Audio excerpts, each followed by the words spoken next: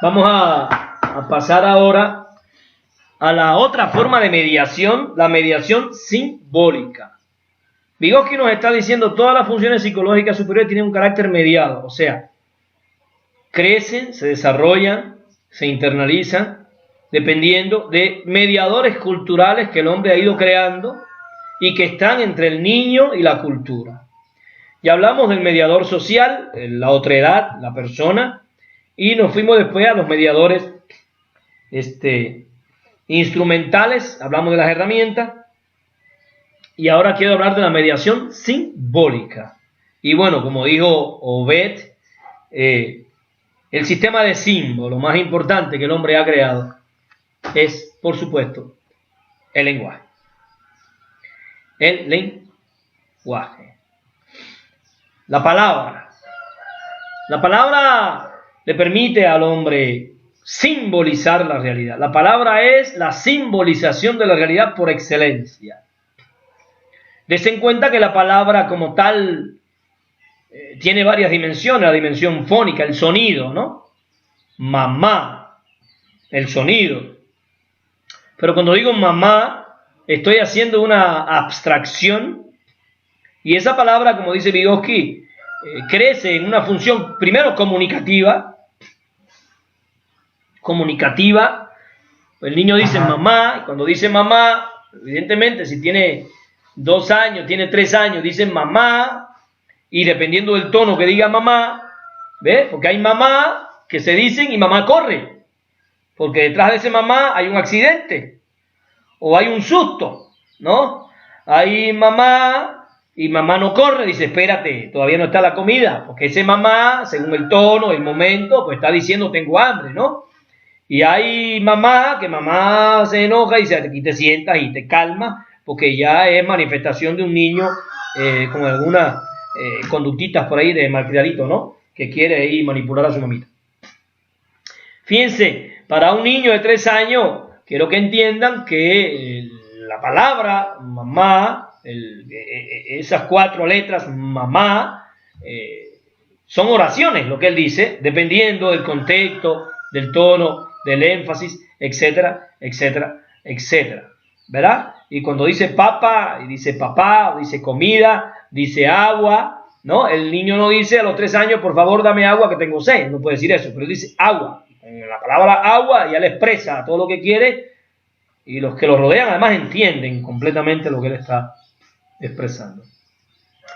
Fíjense cómo a partir de que Vygotsky nos está explicando la palabra tiene esa función comunicativa, pero la palabra también tiene una función racional, tiene una doble función, la función de pensar la realidad, porque la palabra mamá también es una abstracción de mamá, de todas las mamás que han existido, de las que existen y de las que existirán.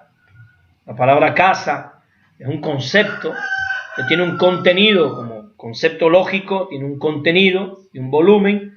El volumen del concepto casa es todas las casas que han existido, las que existen y las que existirán.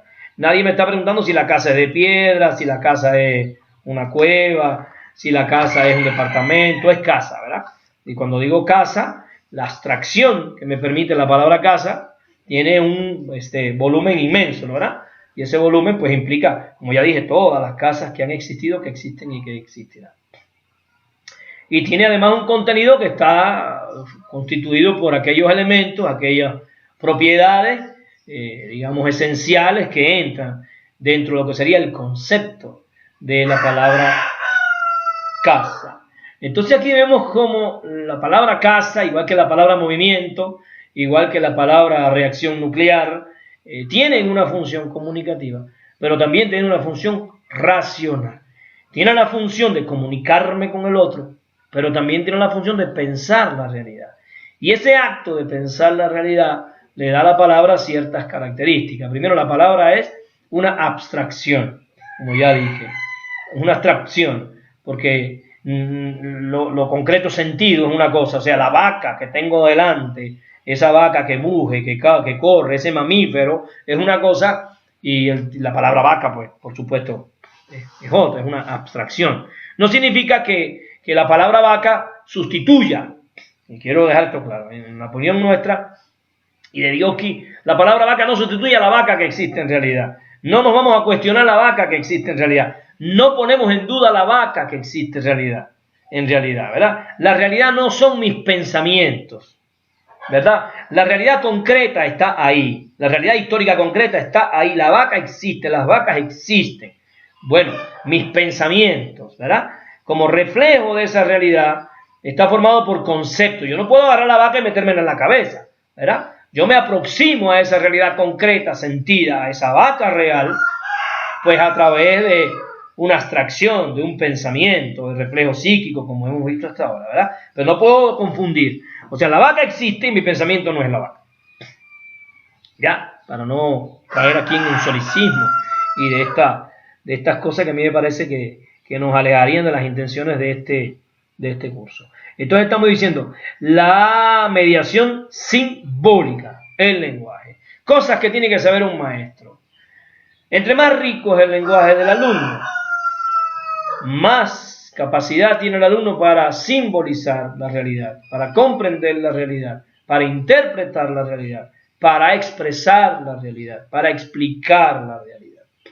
La pobreza de palabras no solo lleva a una pobreza de pensamiento implícita, sino que también lleva una pobreza de la capacidad para sentir y vivir en este mundo en el que estamos.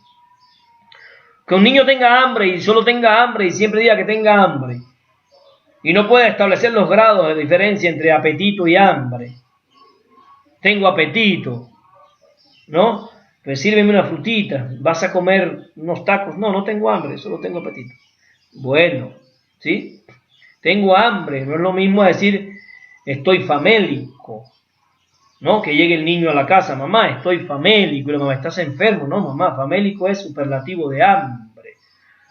O sea, quiero mi frutita, mi taquito y además una tlayudita porque estoy famélico, ¿no? O puedo decir estoy hipoglicémico ya, ¿no? Entonces, en la medida que el niño tiene riquezas de palabras, el niño también adquiere la capacidad subjetiva de significar la realidad, de poder expresar, comprender la realidad. No es lo mismo decir tú me gustas, a decir yo te quiero, a decir yo te amo, a decir yo te venero, a decir yo te idolatro.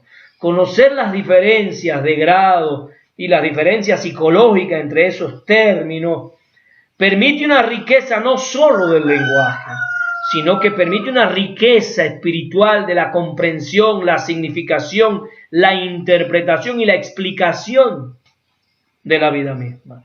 Una de las cosas, en mi opinión, más triste que nos ha ocurrido con la escuela esta contemporánea neoliberal acéfala, porque el neoliberalismo nos quitó la historia, nos quitó la lógica, nos quitó la filosofía, nos quitó las matemáticas superiores, nos va a dejar acéfalo, porque con sujetos acéfalos, viendo los series de Netflix esto y viendo Bob Esponja y El Chavo del Ocho y Laura Bozzo, pues es fácil manipular a una población, ¿no? Una población que puede pensar culturalmente la realidad es imposible de ser dominada, como dice Elenita Poniatowska, ¿no? O sea, la cultura es peligrosa para un sistema de dominación. Porque entre más culto es el niño, pues más difícil es manipularlo y engañarlo y mentirle. Entonces yo decía, una de las cosas más tristes que nos ha pasado con la escuela es que hemos dejado de estudiar el diccionario. Desde aquí estamos invitando a los maestros de español, de física, además, los maestros de todas las materias. El diccionario no es para ir a buscar la palabra que yo no entiendo. Esa también es una función del diccionario, por eso le llaman en Cuba el mataburro, ¿no? Si yo no sé qué significa la palabra, pues ya me voy al diccionario y encuentro. No, el diccionario tiene que ser un texto de estudio de maestros y de alumnos. Necesitamos maestría en la que los muchachos puedan escribir, los jóvenes, los maestros, los maestrantes, puedan escribir un ensayo y pedirle además, a ver hijo, mira, quiero que escribas un ensayo, pero quiero que no me repitas la misma palabra 2 veces en una cuartilla. Eso obligaría a los muchachos a buscar sinónimos.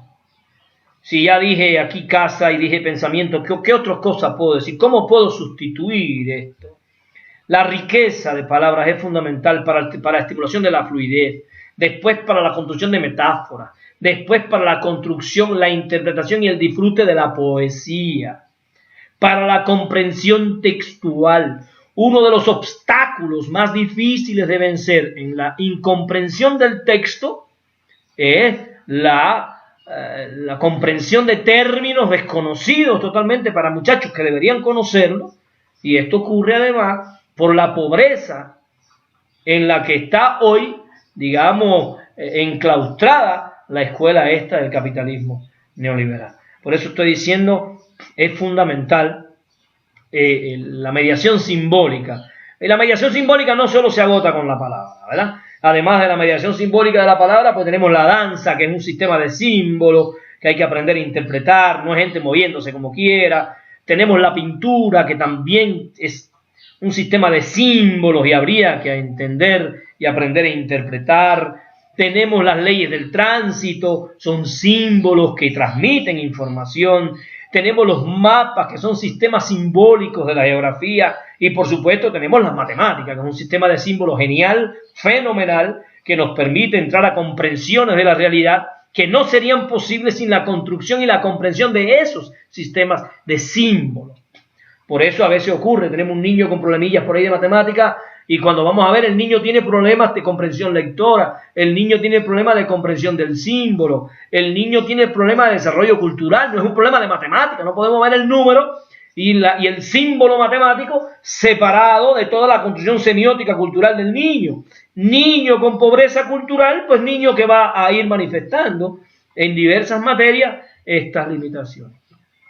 Yo creo que estos son elementos que son fundamentales para que los maestros los consideren.